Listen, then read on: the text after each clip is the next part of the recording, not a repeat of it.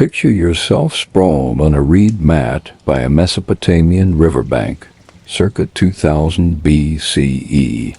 The air thick with the scent of mud, sesame oil, and the faint whiff of a goat who's eyeing your dinner. The moon's glowing like a cosmic busybody, and a priest's muttering it's either bringing babies or dooming the harvest. Fast forward to a Greek hilltop or a Mayan pyramid, where folks swore the moon flipped the switch on life and death like a celestial landlord. Ancient cultures, from Sumer to the Yucatan, saw the moon as a divine puppet master, tying its phases to births, deaths, and everything in between.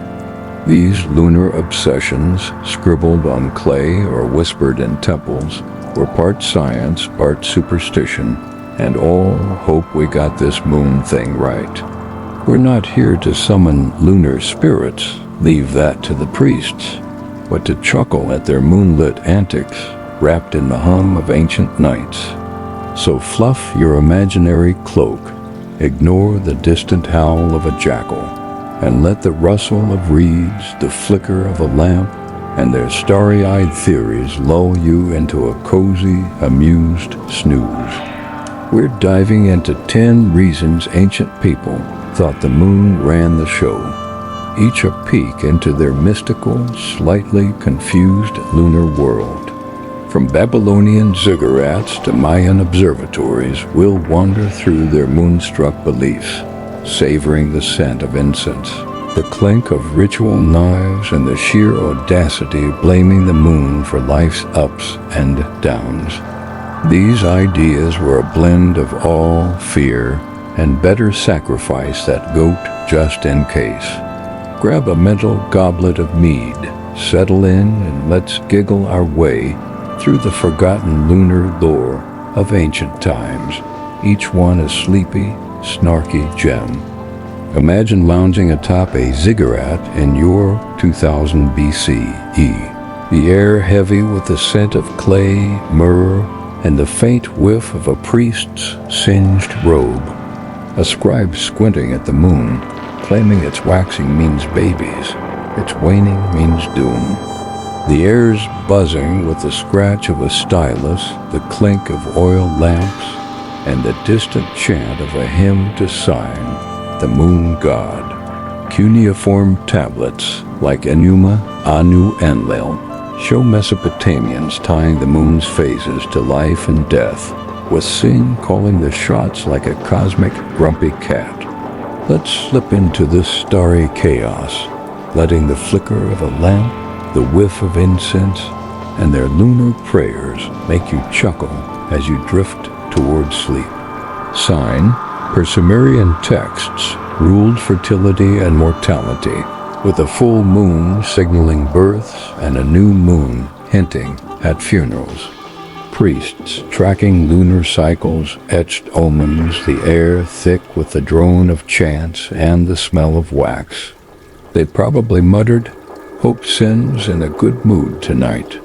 Kings and farmers alike hung on these signs, the air tense with the rustle of reeds and the hope of a thriving crop or cradle. Life around this was intense. Temples buzzed with lunar rituals, the air heavy with the clink of jars and the scent of beer. Priests, dodging royal wrath, read the moon, their hands steady, the air warm with the chant of hymns and the effort of pleasing Sen.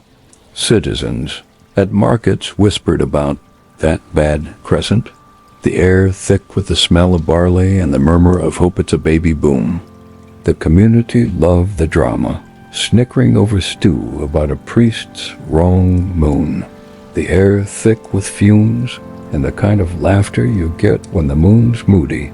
Sign was a big deal, and as the ziggurat fades, let's shift to Egyptian lunar lore, where Thoth had a say.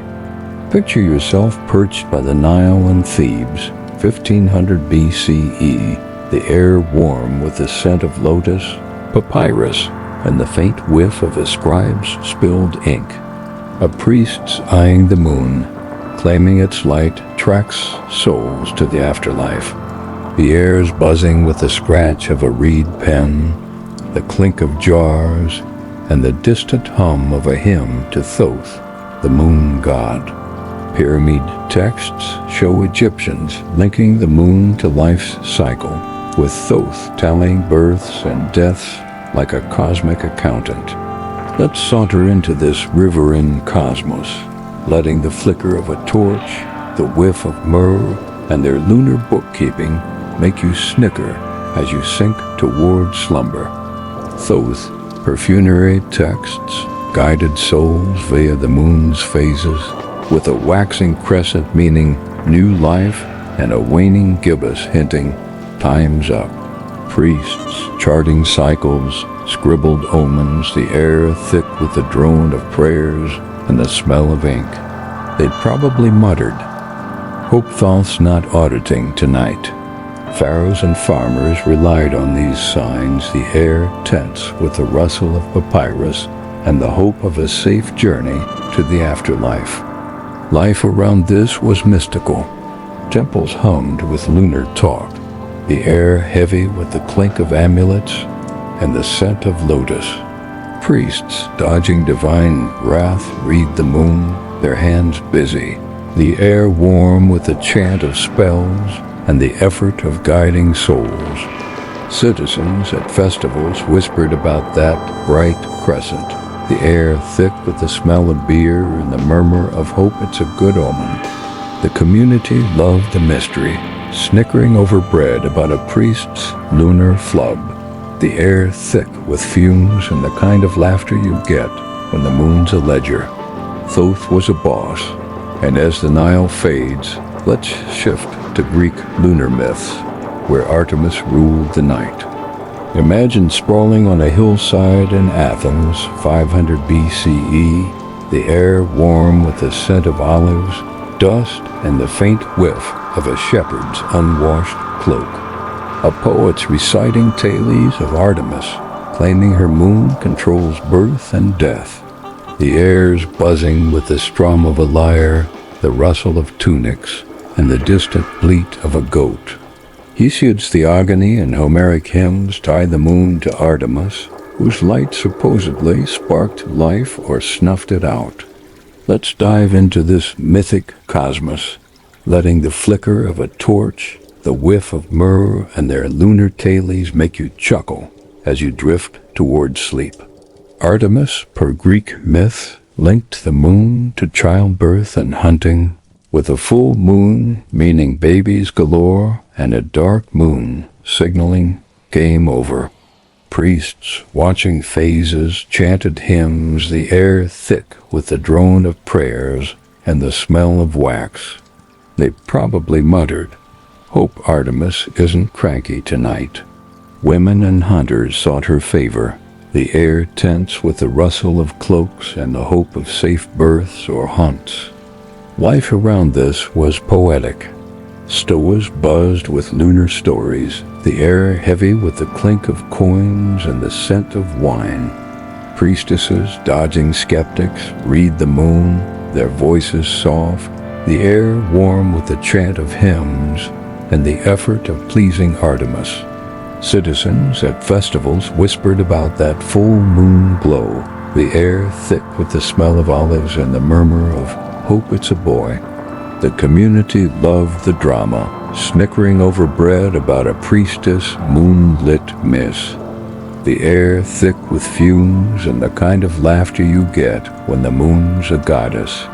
Artemis was a star, and as the hillside fades, let's shift to Mayan lunar rites, where blood met the moon.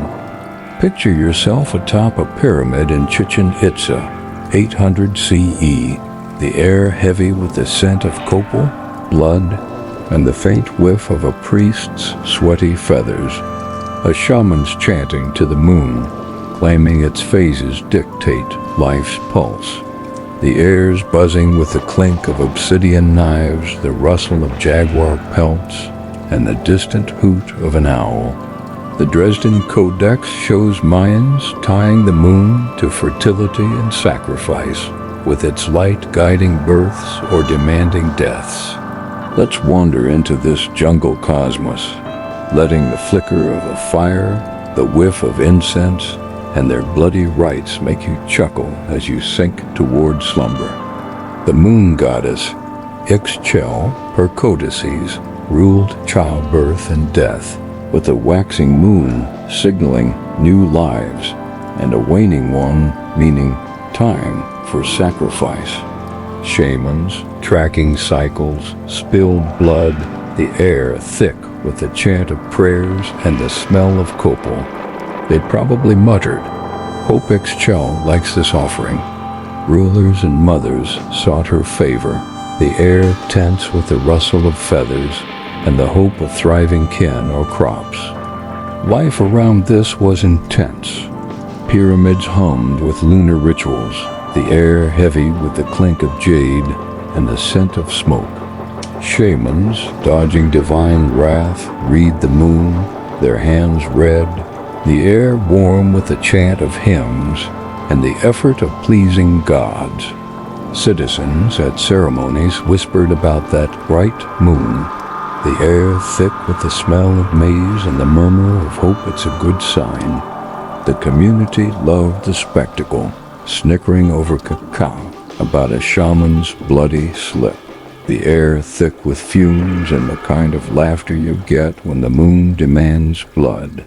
Rites were a thrill, and as the pyramid fades, let's shift to Babylonian omens, where the moon spelled doom.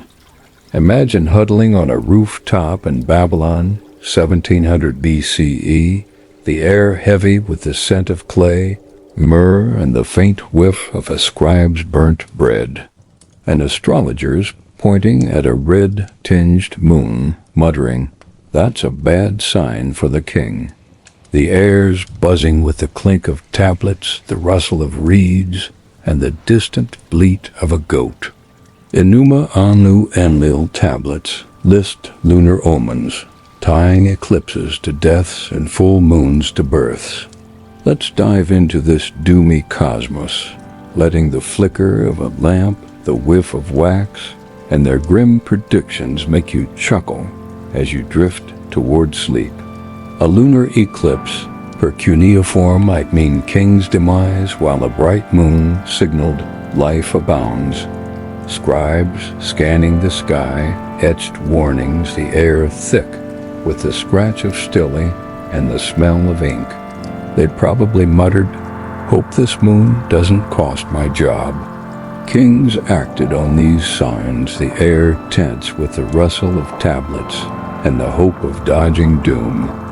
Life around this was tense. Cities buzzed with omen talk, the air heavy with the clink of jars and the scent of beer.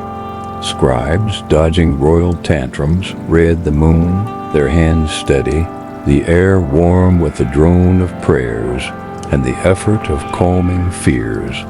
Citizens at markets whispered about that bad eclipse, the air thick with the smell of barley and the murmur of we're doomed. The community loved the drama, snickering over stew about a scribe's wrong moon. The air thick with fumes and the kind of laughter you get when the moon spells trouble. Omens were a buzzkill, and as the rooftop fades, let's shift to Greek childbirth, where the moon played midwife. Picture yourself in a Greek village, 400 BCE, the air warm with the scent of olives, herbs, and the faint whiff of a midwife's sweaty tunic. A woman's in labor and the midwife's eyeing the full moon, claiming it's speeding things along. The air's buzzing with the clink of bowls, the rustle of linen, and the distant hum of a hymn to Artemis. Texts like Soranus Gynecology show Greeks believing the moon boosted births, with full moons meaning baby time. Let's slip into this birthing cosmos, letting the flicker of a lamp, the whiff of myrrh, and their lunar labor make you chuckle as you drift toward sleep. The moon, per Greek beliefs, aided childbirth, with Artemis light easing delivery. Midwives watching phases chanted to the moon, the air thick with the drone of prayers and the smell of herbs. They probably muttered, "Hope the moon's on our side tonight." Mothers relied on these signs, the air tense with the rustle of blankets and the hope of a safe birth. Life around this was intense. Villages hummed with birth talk, the air heavy with the clink of amulets and the scent of oil. Midwives dodging anxious families read the moon, their hands busy, the air warm with the chant of blessings and the effort of delivering babies. Neighbors bringing gifts whispered about that full moon birth, the air thick with the smell of bread and the murmur of hope it's a boy. The community loved the buzz, snickering over wine about a midwife's moonlit rush, the air thick with fumes and the kind of laughter you get when the moon's a midwife. Births were a lunar event, and as the village fades, let's shift to Egyptian afterlife, where the moon guided souls. Imagine lounging in a tomb in Saqqara, 1200 BCE, the air heavy with the scent of resin, stone, and the faint whiff of a priest's incense-heavy robe. A scribe's chanting about the moon guiding souls to Osiris, its light a cosmic fairy. The air's buzzing with the clink of amulets, the rustle of papyrus, and the distant hum of a requiem. The Book of the Dead shows Egyptians tying the moon to the afterlife, with Thoth's light leading the dead. Let's wander into this eternal cosmos, letting the flicker of a torch, the whiff of myrrh, and their soulful chants make you chuckle as you sink toward slumber. The moon, her funerary texts, lit the path to the afterlife with a waning crescent signaling soul's departure. Priests, tracking phases, prepared spells, the air thick with the drone of chants and the smell of resin. They probably muttered, "Hope Thoth's moon is on schedule." Families relied on these rites, the air tense with the rustle of scrolls and the hope of a safe journey. Life around this was solemn. Tombs hummed with lunar prayers, the air heavy with the clink of offerings and the scent of incense. Priests, dodging grieving kin, read the moon, their hands steady, the air warm with the chant of spells and the effort of guiding souls. Mourners, leaving gifts, whispered about that waning moon, the air thick with the smell of lotus and the murmur of hope they reach Osiris. The community loved the ritual, snickering over beer about a priest's lunar slip, the air thick with fumes and the kind of laughter you get when the moon's a ferryman. Souls were lunar bound, and as the tune fades, let's shift to Mayan death rites, where the moon got grim. Picture yourself atop a temple in Tikal, 700 CE, the air heavy with the scent of blood, copal, and the faint whiff of a shaman's feathered headdress. A priest's chanting to the moon, claiming its dark phase demands a sacrifice. The air's buzzing with the clink of obsidian, the rustle of pelts, and the distant cry of a jaguar. The Popol Vuh and codices show Mayans linking the moon to death, with Ixchel demanding blood to keep the cycle going. Let's dive into this grim cosmos, letting the flicker of a fire, the whiff of smoke, and their bloody rites make you chuckle as you drift toward sleep. The moon, per Mayan beliefs, ruled death, with the new moon signaling time for offerings. Shamans, tracking phases, spilled blood, the air thick with the chant of prayers and the smell of copal. They probably muttered, "Hope Ixchel's happy with this heart." Rulers and priests staged sacrifices, the air tense with the rustle of feathers and the hope of cosmic balance. Life around this was intense. Temples buzzed with death rites, the air heavy with the clink of jade and the scent of blood. Shamans, dodging divine wrath, read the moon, their hands red, the air warm with the chant of hymns and the effort of pleasing gods. Citizens at ceremonies whispered about that dark moon, the air thick with the smell of maize and the murmur of hope it's enough. The community loved the spectacle, snickering over cacao about a shaman's bloody fumble. The air thick with fumes and the kind of laughter you get when the moon's a reaper. Sacrifices were grim, and as the temple fades, let's shift to Greek agriculture, where the moon ruled crops. Imagine sprawling in a Greek field 450 BCE, the air warm with the scent of wheat, dust, and the faint whiff of a farmer's sweaty tunic. A farmer's eyeing the moon, claiming its fullness means time to sow. The air's buzzing with the clink of hoes, the rustle of straw, and the distant bleat of a goat. Hesiod's Works and Days shows Greeks tying the moon to farming, with phases dictating planting and reaping. Let's wander into this rustic cosmos, letting the flicker of a lamp, the whiff of earth, and their lunar chores make you chuckle as you sink toward slumber. The moon, per Hesiod, guided agriculture, with a waxing moon meaning plant now, and a waning one signaling harvest soon. Farmers watching phases, planned crops, the air thick with the drone of prayers and the smell of soil. They'd probably muttered, "Hope the moon's right about this barley." Villages relied on these signs, the air tense with the rustle of stalks and the hope of a good yield. Life around this was busy. Fields hummed with lunar talk, the air heavy with the clink of tools and the scent of wheat. Farmers, dodging bad seasons, read the moon, their hands dirty, the air warm with the chant of blessings and the effort of growing food. Neighbors, sharing wine, whispered about that full moon crop, the air thick with the smell of bread and the murmur of hope it grows. The community loved the buzz, snickering over olives about a farmer's moonlit flop, the air thick with fumes and the kind of laughter you get when the moon's a farmer. Crops were lunar-led, and as the field fades, let's shift to Babylonian rituals, where the moon got bloody. Imagine huddling in a Babylonian temple, 1600 BCE, the air heavy with the scent of blood, myrrh, and the faint whiff of a priest's singed cloak.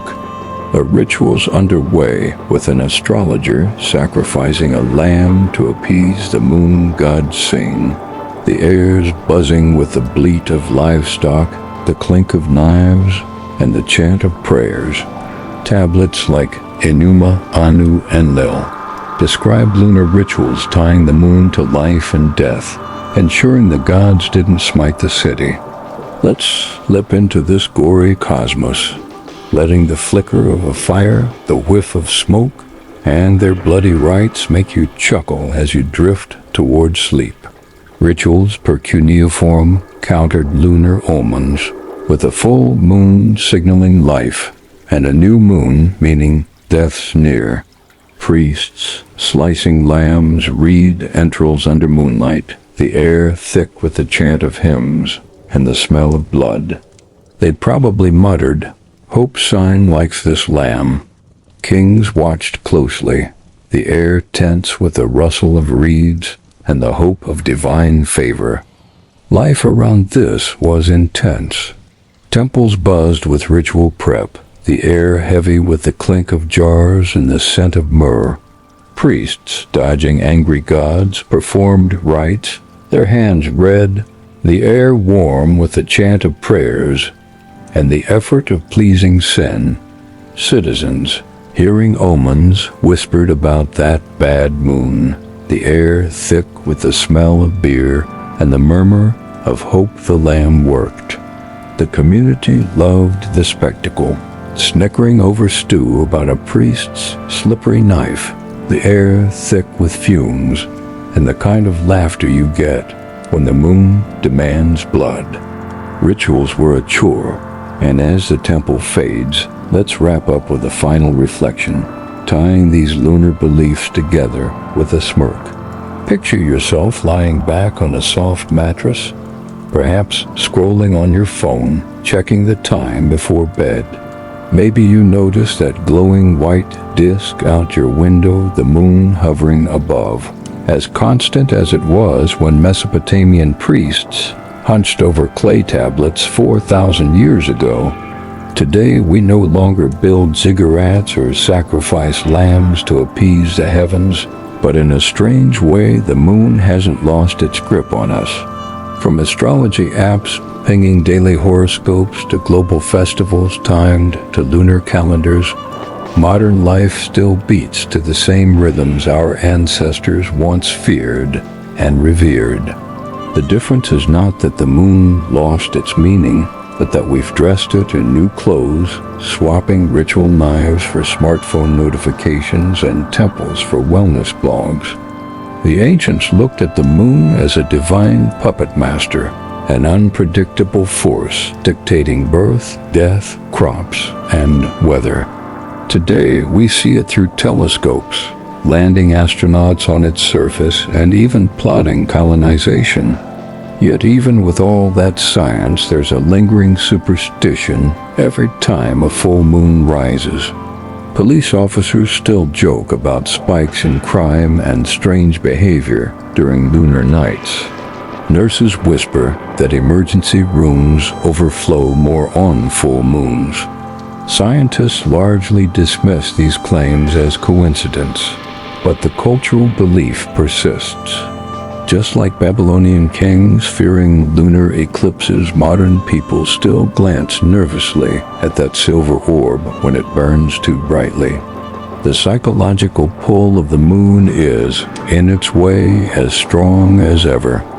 Think about how many calendars still bend to lunar rhythms. Islamic months are based on the sighting of the crescent moon. Ramadan begins when the first thin slice of light appears. Jewish holidays like Passover are tied to lunar cycles. Chinese New Year unfolds on the second new moon after the winter solstice, filling the sky with lanterns as if echoing the old belief that light can guide fortune. Even Christianity, which emerged in a world already shifting towards solar calendars, still calculates Easter from a lunar formula tied to the spring equinox. The ancients weren't wrong in thinking the moon structured human life.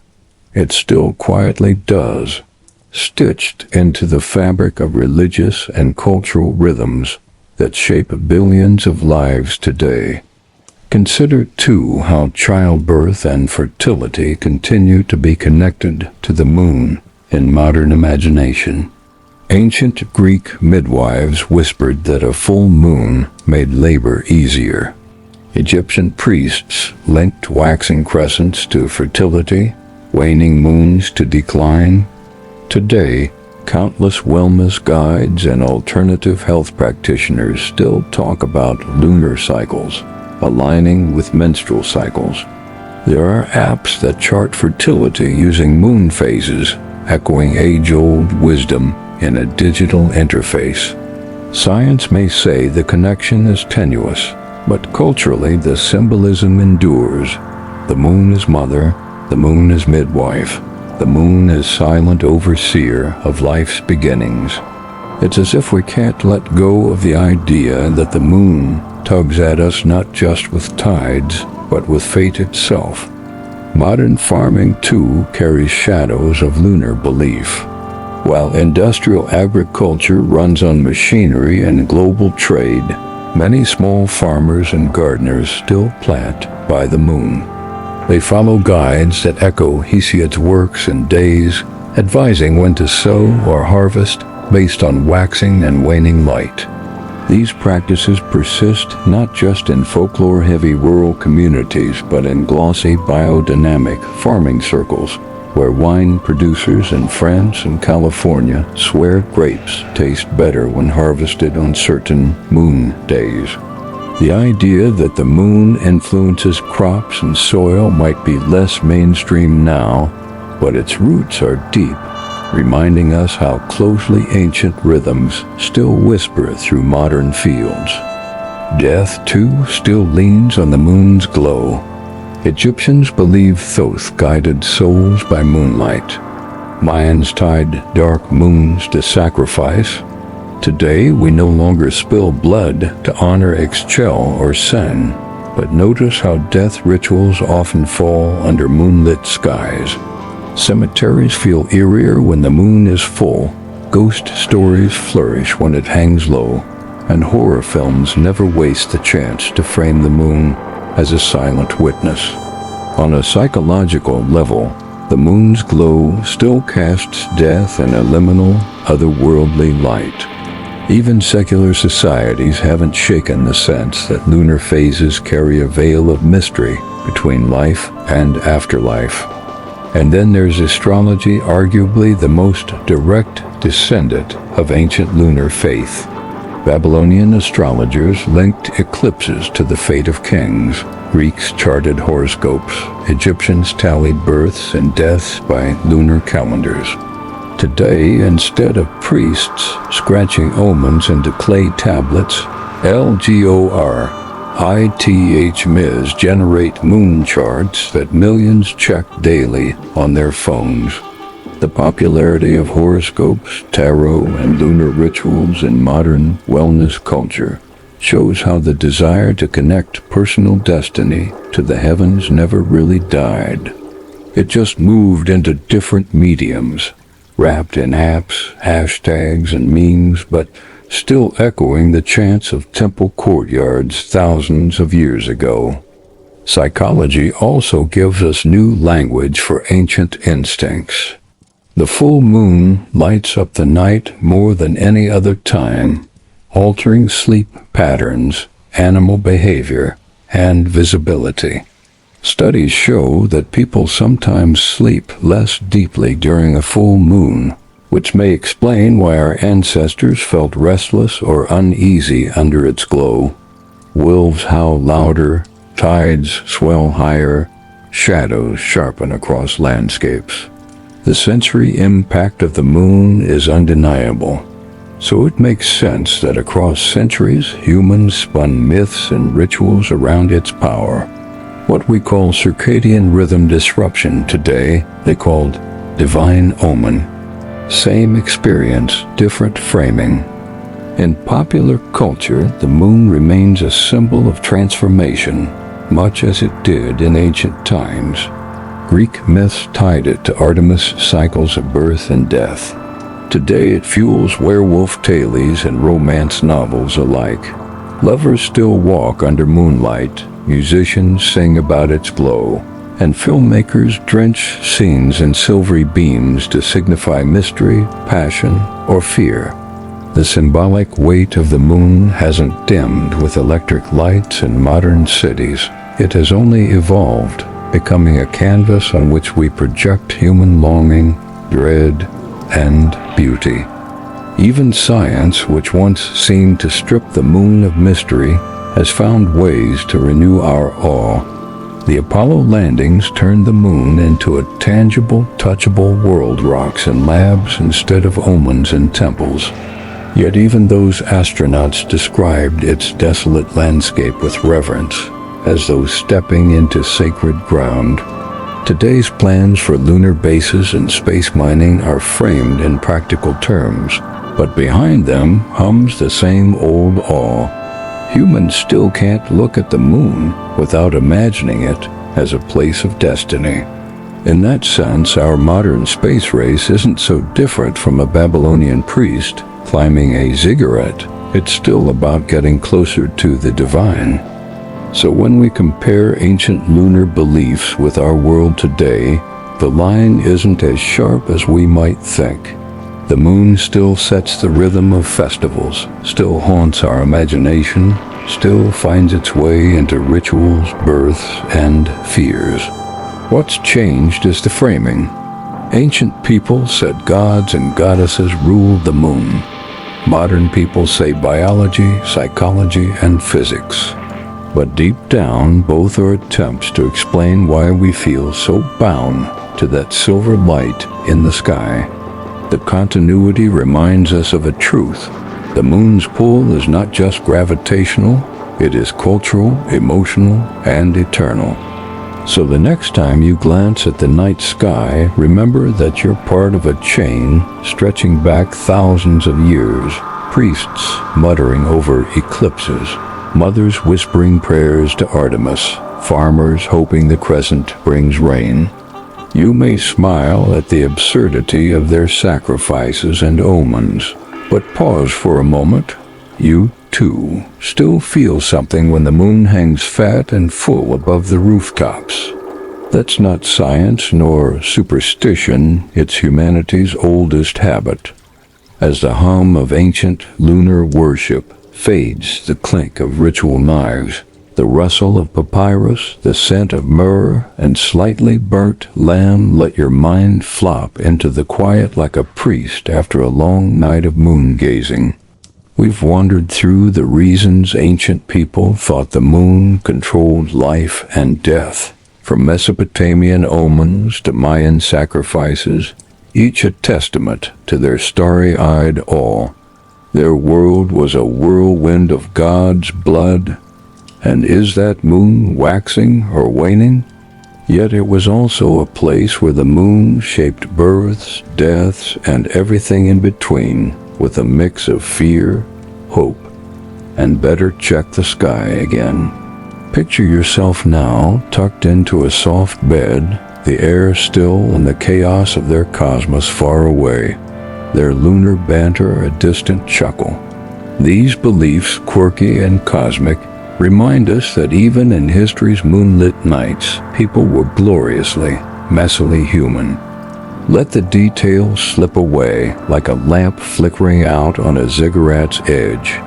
The smoky temples, the dusty fields, the taste of wine and blood-soaked air, they fade into the background, leaving only the peace of this moment and a lingering smirk.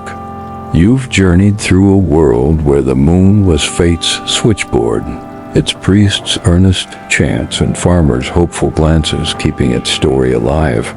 Now it's time to rest, to let go of the ancient antics and sink into calm.